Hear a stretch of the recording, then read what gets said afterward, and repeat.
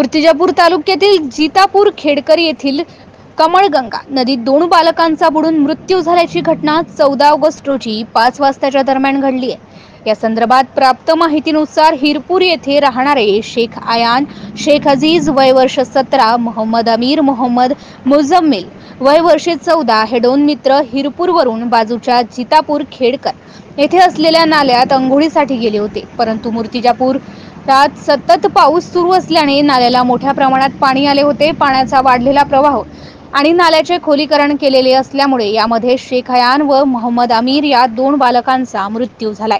गावकऱ्यांच्या मदतीने या 2 बालकांना पाण्यातून बाहेर काढले व ताबडतोब लक्ष्मीबाई उपजिल्हा रुग्णालय येथे आणले असताना डॉक्टरांनी त्यांना मृत घोषित केले। यावेळी नातेवाईक व इतर मित्र परिवाराने रुग्णालयात मोठ्या प्रमाणात गर्दी केली होती। या प्रकरणी संपूर्ण परिसरात या घटनेची हळहळ व्यक्त करण्यात येत आहे।